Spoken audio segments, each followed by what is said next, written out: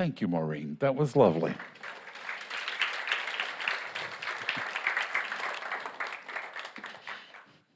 So my talk title this morning is Pray Before the Storm. You know, I've heard it said that there are no atheists in a foxhole. I don't know about that, but I can tell you for certain there's certainly none in the middle of a tornado. I was raised in Macon, Georgia, which is known as Tornado Alley. And tornadoes are God's way of putting humanity in its place. A tornado is like a full moon. It brings out the crazy in people. My mom had 4 sisters, and they were all a bit, as my Jewish friends would say, meshuggah, even in the best of times. One of them was so afraid of storms, of bad weather, that if the storm was coming, she would lock all the doors as if a chain bolt could keep a tornado out. My mom always liked to share the story of how they gathered one day at my aunt's house. This particular aunt, she lived right next door to the fire station there in Macon. And the fire stations in Macon were all equipped with civil defense sirens that would go off if bad weather was coming. And this particular day, the sisters had all gathered. They were sharing lunch, sharing stories, spending time with each other. The weather started getting bad. At first, they tried to ignore it. Then they tried to pay a little bit more attention to it. And finally, they couldn't ignore it anymore. It was getting worse and worse. One of them told my mom to turn on the TV to see what the weather was reporting. Now, my aunt at the time had just gotten a brand new TV. Those of us who are a little bit older, we remember these. It was one of the TVs that had just come out, had buttons on it, and it was instantaneously. It didn't have to warm up. You pushed the button and it came on immediately. And so they said, Helen, go turn on the TV. Mom went over. She pushed the button to turn the TV on. The moment she hit the button, the siren at the fire station went blaring. When that happened, one of the aunts jumped up and screamed out, the son of a bee is going to blow up. And when she hollered that out, they all ran out of the room. My mom said she knew what was happening, but she ran out with them. I asked her later, why did you run? She said, they just scared me. They just scared me. Which is a good reminder that fear is contagious. Fear is contagious. If we're not careful, the world's fears can become our own. And just a little side note, in our world right now, we have people who are using our fears. News media, pharmaceuticals, politicians. We got to be careful about that. Because in this world of stress and strain, if we do not have a balance, we can stay a little meshuggah. So prayer can help us keep that balance. Because prayer opens up that conduit beyond the troubles of this world. And it will inoculate us from the turmoil. But like any strength, we have to practice it. We have to make sure it's strong. There's a great episode of the series The Simpsons. Lisa catches Bart praying for a snow day after neglecting a school assignment. And she says to herself, prayer, the last refuge of a scoundrel. There's some truth to that. Now, as a minister, coming from a family, all Southern Baptists, most of my family members have no hesitation in telling you they think I've joined a cult. But let them get into trouble. And who are they going to call? Not the Ghostbusters, me. Now, they generally wait till after everybody's gone to bed so they can sneak off and call in privacy. kind of makes me feel like one of those old 1-800 numbers, a little bit naughty, you know. Press 1 for prayer, press 2 for miracles, and if it's an emergency, you should have called sooner. Yeah. But I'm glad they reach out. I really am, and usually, being a pious minister, I'm hesitant to point out the hypocrisy to them.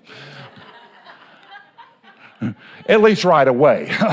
I'll work it into the conversation at some point. It's just too hard to resist.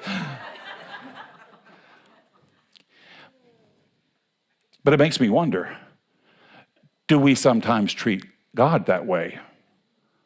How often do we turn to prayer when something's wrong?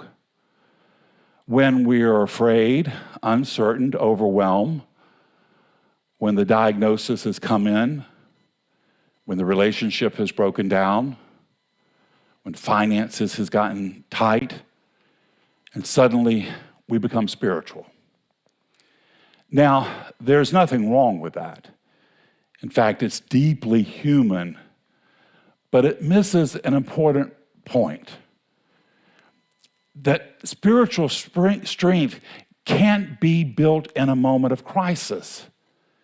It's got to be cultivated. It's like any relationship.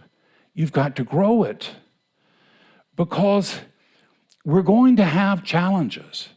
That's just a part of life. Dr. Holmes, the founder of our teaching, he says, life's not working from the outside in, it's always working from the inside out. Not sometimes, not on just good days, but always. And life is a mirror that reflects back to us what we think into it. So it's always reflecting our inner state. So the question becomes, what are we building before the storm arrives? You don't train for a marathon when you're putting on your shoes to go run one. When you go build your strength, you don't go to the gym and lift the heaviest weights you can find. You have to build up. You have to prepare beforehand. But yet, many of us want to find our strength in the middle of the crisis. And that's when we want to generate faith, when we're already overwhelmed by fear and turmoil and confusion. We try to feel peace when anxiety has already taken over. And again, there's nothing wrong with reaching for spirit in times of challenges, but it's harder because we're trying to access a state we haven't been practicing. And if we don't practice that, if we don't have that conduit open for us, then when things get tough, that can in itself become a challenge. I have a dear colleague and an amazing friend, and I've known him now for over 30 years, and he just leaves me in awe of how he moves through life. He recently has had to close down his community in Atlanta for lack of support. He's selling his home. He's letting go of most of his belongings. And he's saying at 70, it's time for a new chapter, which is a spiritual way of saying, I didn't see this coming. Now, the good news is he's stepping into a wonderful opportunity. There's a community in Fort Worth, Texas. They have over $1 million in a trust fund, and they're hiring him to be their senior minister. So he's walking into a great opportunity. The other day, we were talking on the phone, and we were talking and planning about what all he can do once he gets to Fort Worth, how he can get this community up and thriving, up and moving. And almost by accident, in the middle of that conversation, he told me that he had been victim of a banking scam. And at first, I misunderstood him, and I thought that he was talking about $1,200, which would have been bad enough. But unfortunately, it was $21,000. Gone. And there's nothing the bank can do. He said, well, he said, for a couple of days, I really made myself feel bad. I really beat myself up. He said, I felt foolish. I felt naive. But then I had to accept the fact the money is gone. It's gone. And my choice is, am I going to focus on what I've lost, or am I going to focus on what Spirit is bringing to me? Am I going to look back to the past, or am I going to lift my eyes up to a glorious new beginning? It reminds me of the story of Lot's wife in the Old Testament. God told Abraham and Lot they had to leave the city. And as they were leaving the city, he told them, do not look back. But Lot's wife could not do it because she was leaving her children in the city. And she looked back and she turned into a pillar of salt. My teacher, Kennedy Schultz, he said the salt wasn't a punishment.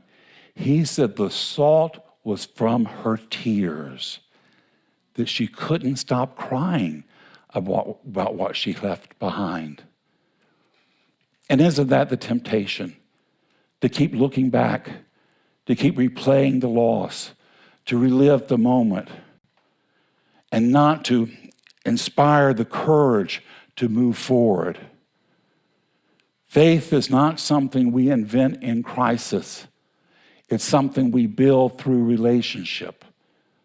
Holmes says we have to practice the presence of God until it becomes the habit of thought.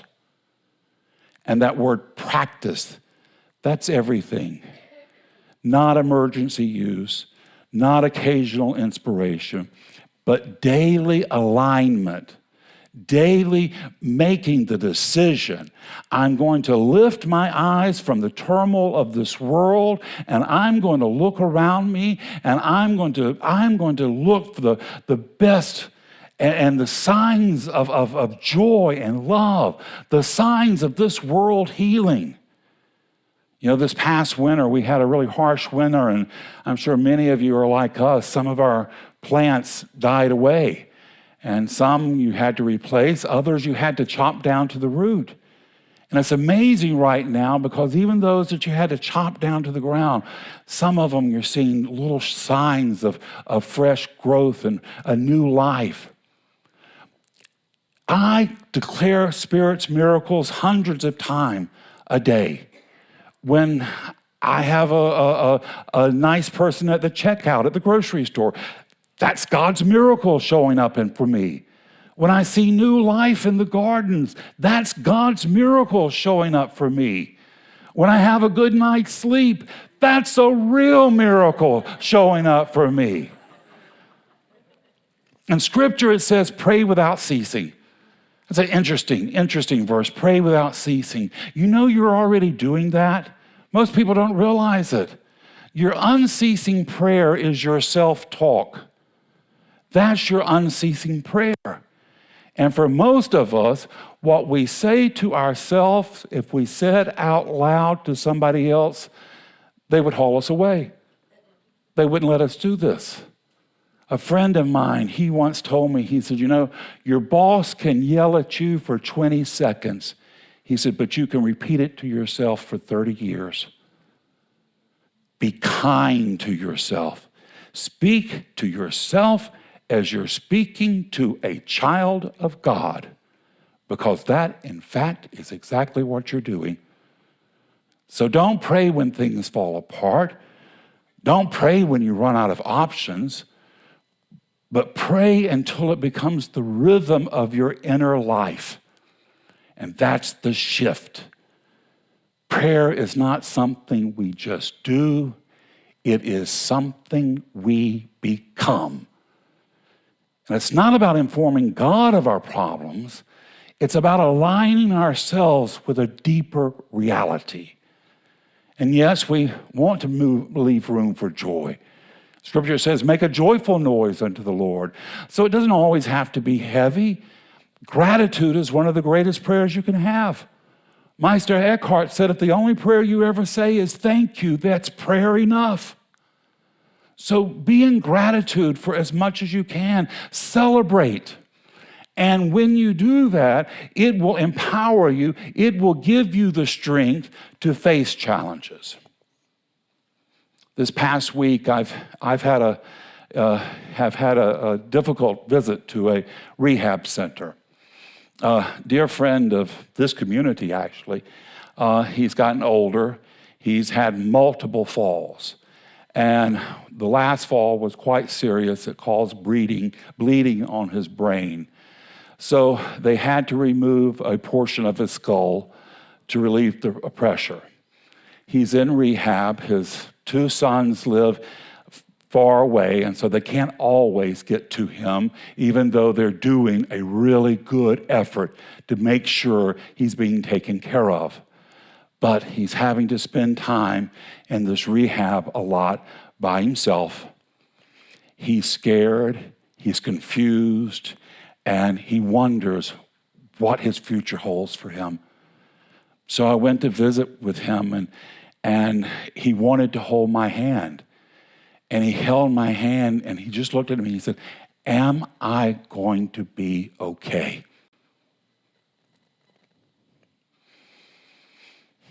And in that moment, there was a part of me, I didn't know what to say.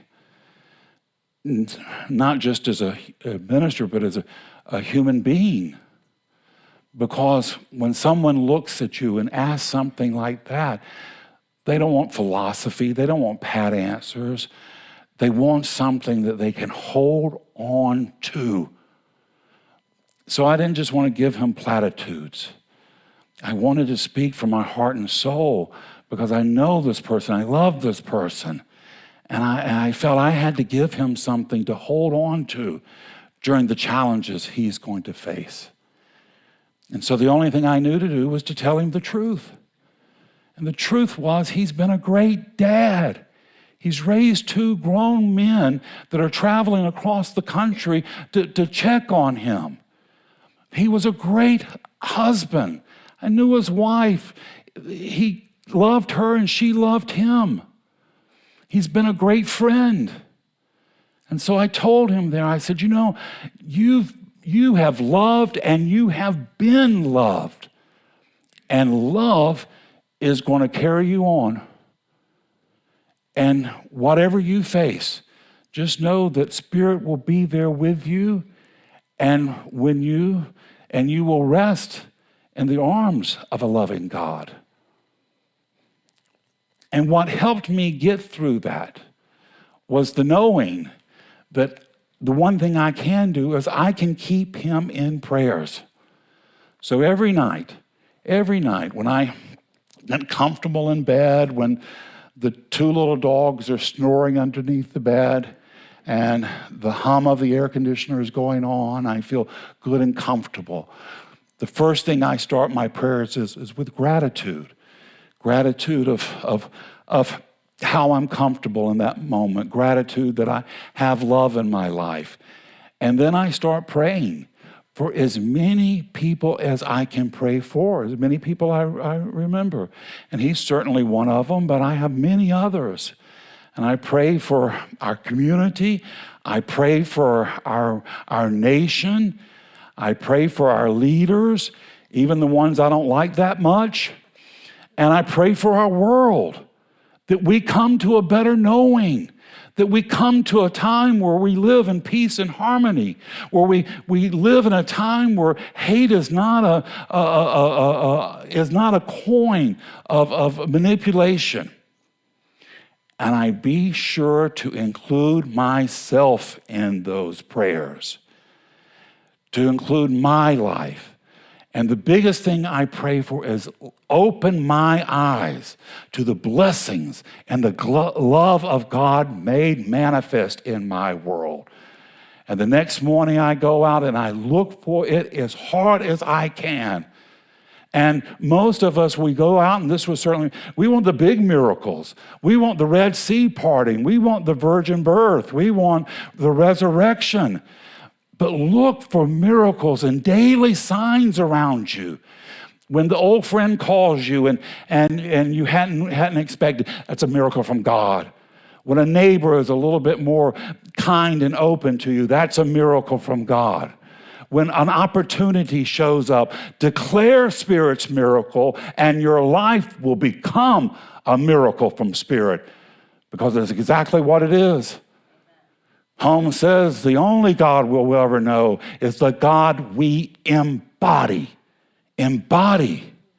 And we embody it in our daily practice, so we don't have to scramble for it in crisis. If we embody it daily, we don't have to manufacture it under pressure. Because when we only call out to God in trouble, it's not that God does not hear us, it's that we haven't developed the skills to listen. Spirit is answering, we're just not hearing.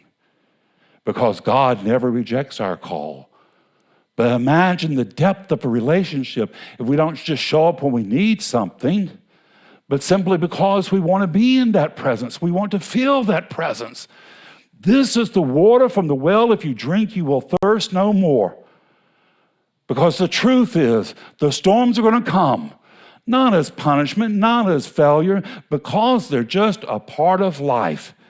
And when they do, what matters most is not what's happening around you, but what's happening within you, because it's your inner life that's going to carry you on. So this week, don't wait for the storm. Take a few moments every day, not because something is wrong, but because something is right. Because there's a presence, a living, loving intelligence already within you, surrounding you, already expressing as you, urging you on to know the best of yourself. And when you turn towards it, it turns towards you gently, easily. And then something shifts. The mind opens, the breath deepens, the heart remembers. We are not preparing for the storm. We are remembering our strength. We're remembering who we are and whose we are, children of the Most High. We have not come to life to live in fear and turmoil and confusion. We are here to be bright, shining lights of God's possibilities. We are here to be God's love made manifest, and it's within every one of us to do. There's not one of us that will be missing. Spirit is calling us on, urging us higher, and we're on the move. It's the truth. It's the truth in your life this morning. It's the truth in mine, and so it is. Thank you. Thank you. Thank you. Come on up, Savannah. For further inquiries, please call 1-800-REVEREND Ken.